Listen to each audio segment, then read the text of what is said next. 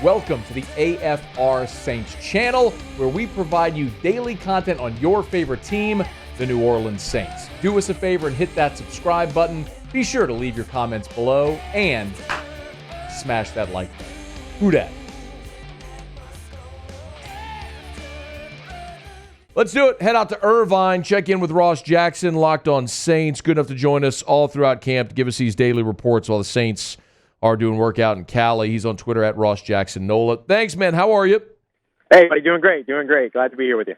Hey, with the Saints now for the second day in a row in full pads, how have or has practice changed at all now that they are full pads? Well, it's been a lot more physical. In fact, it's led to 2 fights already, so I think that's probably worth noting. But you know what? I love the competition, right? Like, there's a point to where these types of scuffles and things like that maybe cross the line and go too far. That's not been the case here. Cedric Wilson, Alontae Taylor kind of getting a little spicy yesterday.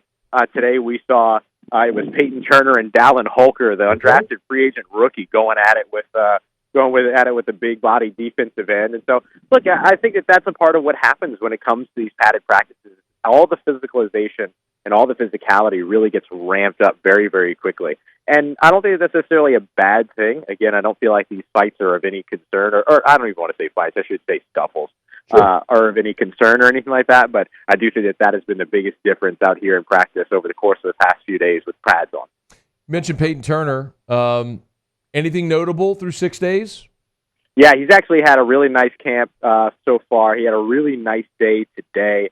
And again, look, when I say really nice, I mean he's making plays, right? I'm not going to try to overstate what it is here. But, you know, he got into the backfield quite a bit today. I think the defense really started to catch on to what the offense has installed so far. So they did a really good job understanding, looking at things like alignment, assignment, personnel grouping, spacing, all that kind of stuff to sort of better anticipate what it is that the Saints are doing with their limited offense in terms of what they've installed so far. But Payton Turner seeing and recognizing all that, I think that shows a bit to his development of the mental side of the game.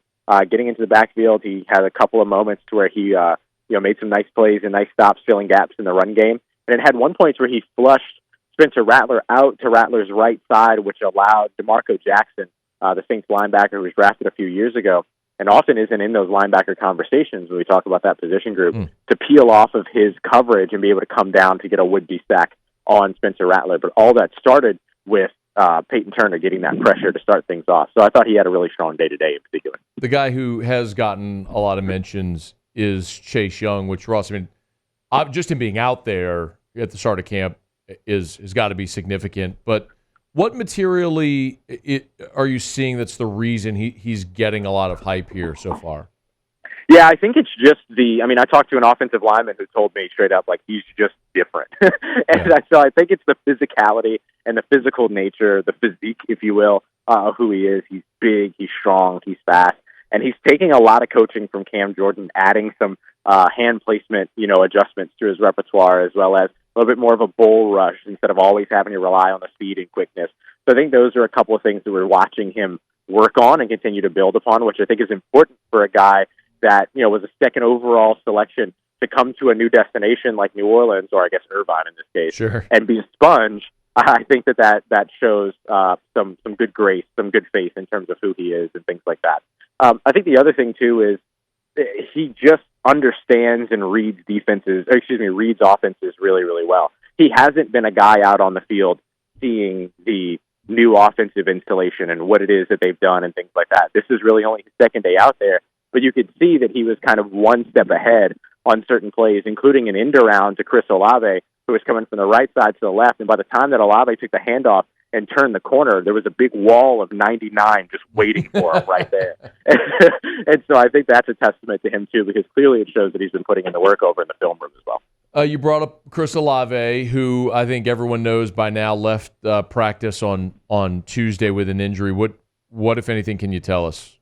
Yeah, the biggest thing that we know so far is that it was from him landing on his hip. He had come down hard on his hip during the last set of team drills.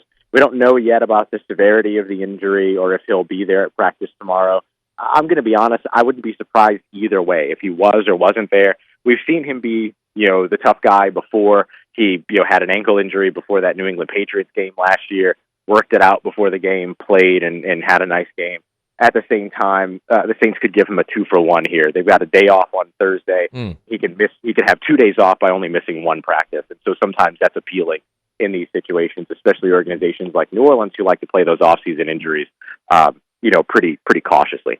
And so I wouldn't be surprised to see it one way or another. The thing that they would give them too, if he did have the day off tomorrow after the injury, is an opportunity to get maybe a better look at the rest of this wide receiver room, which has not had the impact that I think many people expected beyond Chris Olave and Rashid Shaheed. I think they have some big questions to answer there. Could give them an advanced look at that here on Wednesday. Well, one of the guys everyone's talking about is Mason Tipton. All right. I mean, I get it. It's camp. It's early. We look for guys that stand out. Saints have had a great run of success with undrafted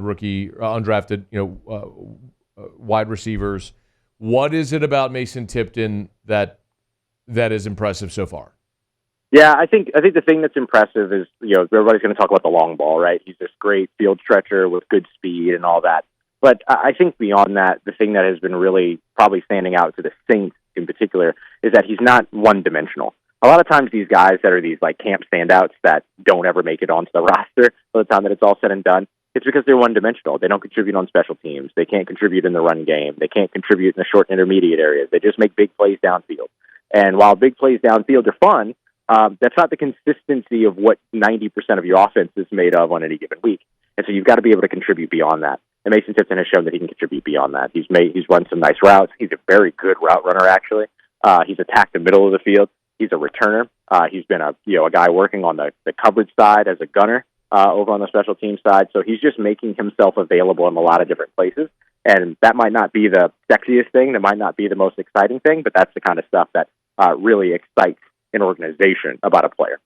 Ross Jackson, Locked On Saints. Make sure you subscribe to wherever you get podcasts or on YouTube. He's on Twitter at Ross Jackson Nola. It was probably unanimous, Ross, going into camp. If you asked everybody, hey, what's the biggest question, biggest concern? We all said offensive line. Mm-hmm. I feel like outside of Nick Solidifying having an injury, you and I really haven't talked much about the line at all. And I get it, right? Until they put pads on, it's really hard. Anything notable there with that unit? Yeah, I think, sticking with the tackles, because I think that's where kind of the biggest pieces of conversation are going to be. Taliesin Fuang has shown a lot. He showed this great hand fight ability that he had with one of the edge rushers. I believe it was Carl Granderson. You've seen a good bit of that. You've seen these guys stand up and get to the second level in the run game as well. Trevor Penning today had a fantastic block downfield on a screen pass to Alvin Kamara. Yeah, I said a screen pass. Okay. It was back. It's back, baby. Let's go. I think that's one of the ones that was probably one of the most exciting offensive plays in practice today. And so seeing Trevor Penning that's his element, right? Like full speed ahead. Can I find a smaller guy to beat up? Like that's kind of his game.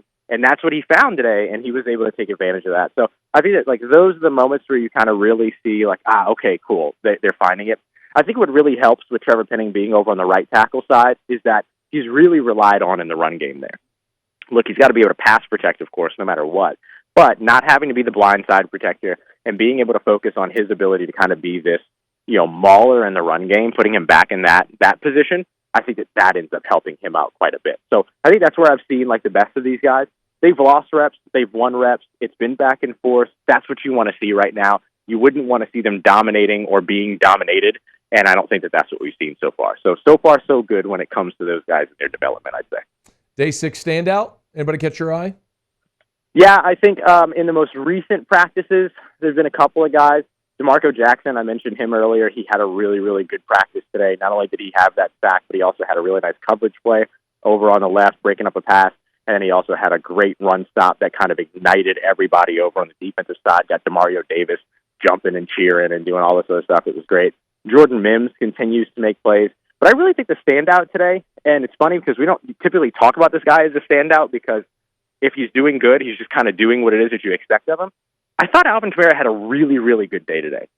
He had that screen pass where he kind of had to pick apart vintage Alvin Kamara, be patient, let things develop, attack holes, all that. But then at another point, they ended up throwing him a swing pass out to the left, and he went one-on-one with Willie Gay, New Orleans Saints' new linebacker who has been a standout all camp.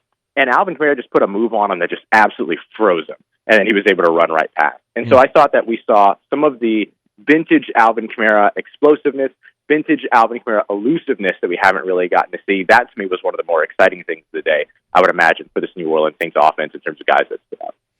Ross Jackson, Locked on Saints. Make sure you subscribe however you get podcasts and on YouTube. He's with us here to start hour 3 each day while the Saints are in camp. We appreciate it greatly, man. Thank you so much, as always, for the time. Absolutely, bud. Take care. Stay safe. Talk to you soon. Hey, thanks so much for watching. Please leave your comments. I love to interact. And be sure to hit the red subscribe button below.